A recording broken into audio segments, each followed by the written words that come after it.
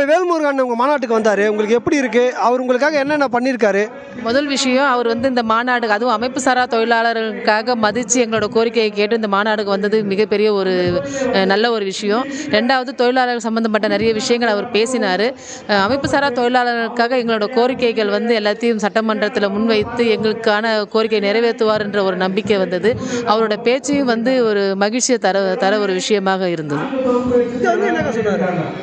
அவர் இப்போ என்னென்னா, நாங்கள் அமைப்பு சாரா தொழிலாளர்கள் நம்ம முதல்வர்கிட்டே அவங்க பேசியிருக்கிறார் அப்படின்னா, நாங்கள் நிறைய கோரிக்கைகள் வச்சுருக்கோம். அமைப்பு சாரான்றது 32 தொழிலாளர்கள் சம்மந்தப்பட்ட ஒரு விஷயம்.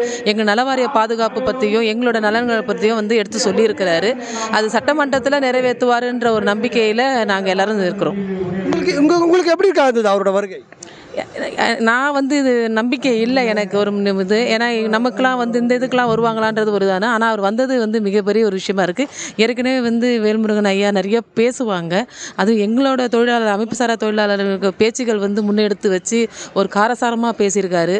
அது ஒரு நல்ல ஒரு ரிசல்ட் கிடைக்குன்ற ஒரு நம்பிக்கை எங்களுக்கு இருக்குது. அவரோட அரசியல் எப்படிக்கா பார்க்குறீங்க?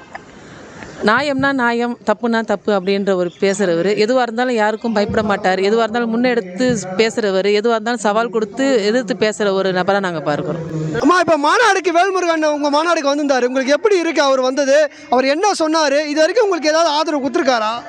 எங்களுக்கு ரொம்ப நம்பிக்கையாக வேல்முருகன் மேலே எங்களுக்கு நம்பிக்கை இருந்து அவர் வீட்டுக்கும் போய் நாங்கள் பார்த்தா ஜாதி மதம் வேறுபாடு இல்லாமல் அழைத்து எங்களுடைய கோரிக்கை எடுத்து அவர் நல்லா எங்களுக்கு உற்சாகம் கொடுத்து எங்கள் மேடம் மேலே கீதா அம்மா மேலே அவங்க அமைப்புச்சாரா தொழிலாளர் மேலே அவருக்கு ஒரு பற்றுதலையாக இருந்து எதையும் எதிர்பார்க்காம எங்கள் மக்கள் மத்தியில் எங்களுக்கு ஊக்கமாக செயல்பட்டு மீண்டும் நான் அரசியலுக்கு வரணும், நான் உங்களுக்கு நல்லதை செய்யணுன்ற உற்சாகம் கொடுத்து தான் பேசுகிறாரு. அதே நாங்கள் செய்வோம்.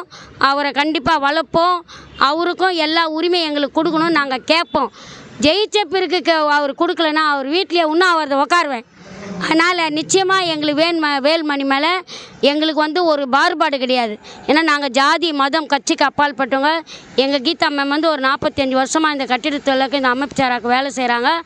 அவங்கள மாதிரியே நேர்மையாக அவரும் குரல் கொடுத்து பேசுகிறதோடைய நம்பிக்கையில் எனக்கு ரொம்ப மகிழ்ச்சி. ஏன்னா நான் எனக்கு யாருமே பிடிக்காது. வேல்முருகன் வார்த்தையை நான் கட்டுப்பட்டு இந்த ஆண்டவர் இறுதி ஆண்டவருக்குள்ளே கண்டிப்பாக அவரும் ஒரு ஆண்டவர் மாதிரி மக்களுக்கு நல்லது செய்யணும், சிறப்பாக வளர்க்கணும், திருப்பி மீண்டும் ஆட்சியில் அவர் உட்காரணும், எல்லாரையும் கேள்வி கேட்கணும். பேச வாய்ப்பு அளித்த எனக்கு நன்றி, வணக்கம். ஆனால் வேல்முருகன் அண்ணன் இப்போ உங்கள் மாநாட்டில் பேசினார், உங்களுக்கு எப்படி இருந்தது? அவர் என்ன பேசினார்?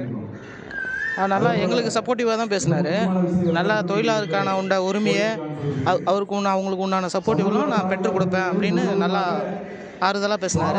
அவர் ஆட்சியில் இல்லைனாலும் கூட அவருடைய கட்சியில் இருக்கும்பொழுது என்னுடைய சப்போர்ட் தொழிலாளருக்கு தான் அப்படின்னு பேசினார். புரியலைங்க. நம்பிக்கை இருக்குங்க. நம்பிக்கை இருக்குங்க.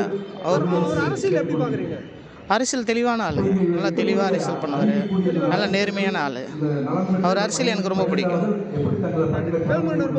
ரொம்ப பிடிக்கும். கரெக்டான ஆள்.